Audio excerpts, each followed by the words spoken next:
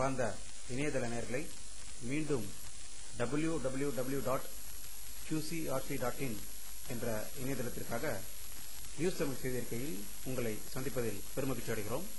இன்று 9 டிசம்பர் 2008க்கான முக்கிய செய்திகளை தற்போது பார்க்கலாம்.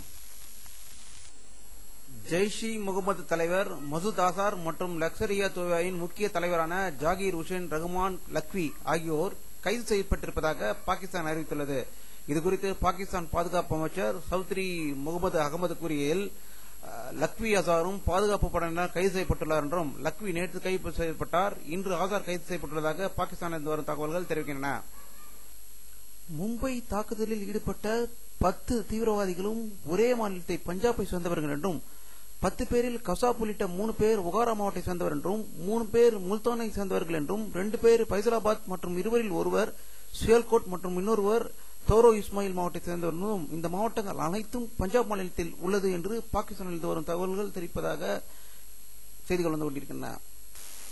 ஆப்கானிஸ்தானின் தாலிபான்களின் கமாண்டராக இருந்த முகமது பாபி என்பவரை அமெரிக்க கூட்டுப்படையினர் சுட்டுக் கொன்றதாக ஆப்கானிஸ்தானிலிருந்து வரும் தகவல்கள் தெரிவிக்கின்றன. இலங்கை ராணுவ தளபதியின் கருத்தை பற்றி கொழும்பில் உள்ள இந்திய தூதர் அலோக் பிரசாத் இலங்கை ராணுவ செயலாளர் கோட்டபய ராஜபக்சவிடம் தொடர்பு கொண்டு பேசினார். அப்போது ராணுவ தளபதி பொன்கோச்சாவின் கருத்து கடும் கண்டனம் தெரிவித்தார்.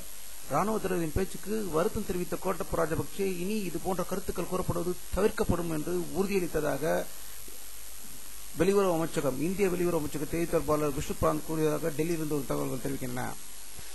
மேற்கு வங்க மாநிலம் ஹவுராவில் ரவீந்திர நகர் பகுதியில் இன்று காலை குண்டு வெடித்ததாகவும் அதில் ஒருவர் காயமடைந்ததாகவும் ஹவுராவிலிருந்து வரும் தகவல்கள் தெரிவிக்கின்றன. இந்தியா முழுவதும் முஸ்லிம்களின் பக்ரீத் பண்டிகை மிக சிறப்பாக கொண்டாடப்பட்டதாகவும் மசூதிகளில் சிறப்பு வழிபாடுகள் நடத்தப்பட்டதாகவும் இந்தியாவிலிருந்து அனைத்து பகுதிகளிலிருந்தும் செய்திகள் வந்து கொண்டிருக்கின்றன. இந்த ஆண்டுக்கான கடைசி பாராளுமன்ற கூட்டம் நாளை புதன்கிழமை 10ஆம் தேதி தொடங்க இருக்கிறது. இதில் காரசாரமான தீவிரவாதத்தை பற்றிய விவாதங்கள் நடைபெறும் என்று எதிர்பார்ப்பதாக டெல்லியிலிருந்து வரும் தகவல்கள் தெரிவிக்கின்றன. நடந்து முடிந்த சட்டசபை தேர்தலில் கிடைத்துள்ள வெற்றிகள் உற்சாகம் அடைந்துள்ள காங்கிரஸ் முன்கூட்டியே லோக்சபாவுக்கு தேர்தல் நடத்த முடிவு செய்திருப்பதாக தெரிகிறது என்று வீரப்ப மொய்லி சுசகுமா தெரிவித்ததாக டெல்லியிலிருந்து வரும் தகவல்கள் தெரிவிக்கின்றன. நடந்து முடிந்த சட்டப்பேரவை தேர்தல்களில் 5 மாநில சட்டசபை தேர்தல் முடிவுகள் தான் எதிர்பார்த்ததுதான் என்று பகுஜன் சமாஜ் கட்சியின் தேர்தல் திருப்திகரமான முடிவுகளை பெற்றுள்ளது என்று உபி முதல்வரும் பகுஜன் சமாஜ் கட்சியின் தலைவருமான மாயாவதி இன்று நிருபர்களிடம் கூறியுள்ளார். பகுஜன் சமாஜ் கட்சி இந்த தேர்தலில் கணிசமான வாக்குகளை 10% 12% வரும் வாக்குகள் பெற்றிருக்கிறது என்று அனைவரும் அறிந்த விஷயமே.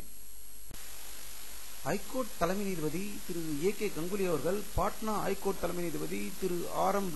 லோதா அவர்கள், கேரளா ஹைகோர்ட் தலைமை நீதிபதி திரு H.L. டாட் ஆகியோரை சுப்ரீம் கோர்ட் நீதிபதிகளாக நியமிக்கும் பரிந்துரையின் ஜனாதிபதி திரு பிரதீபா பட்டேல் அவர்கள் கையெழுத்திட்டு விட்டதாக டெல்லியில் இருந்து வரும் தகவல்கள் தெரிவிக்கின்றன.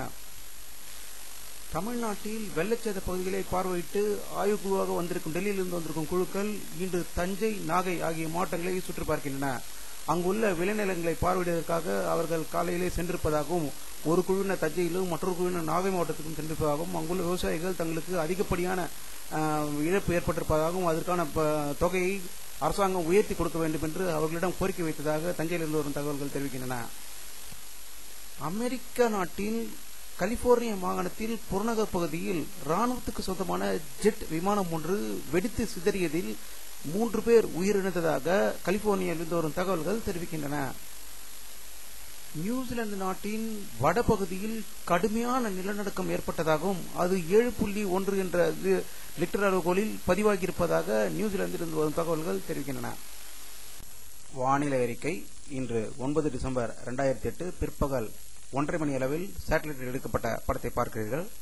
தமிழகத்தில் லேசான மேகமூட்டமே இருப்பதும், இலங்கைக்கும் தமிழகத்துக்கும் நடுவில் ஒரு சிறு மேகமூட்டம் இருப்பதும், மற்ற மேகங்கள் அனைத்தும் அரபிக்கடலுக்கு சென்றிருப்பதை இந்த படத்தின் மூலம் தெளிவாக தெரிகிறது. மழை ஒரு சில இடங்களில் பெய்வதற்கு வாய்ப்புகள் இருப்பதும் இந்த படத்தில் தெரிகிறது. இத்துடன் இந்த செய்தி அறிக்கை நிறைவடைகிறது. மீண்டும் நியூஸ் தமிழ் செய்தி அறிக்கையில் உங்களை சந்திக்கும் வரை உங்களிடமிருந்து விடைபெறுவது உங்கள் K. பாலாஜி. நன்றி.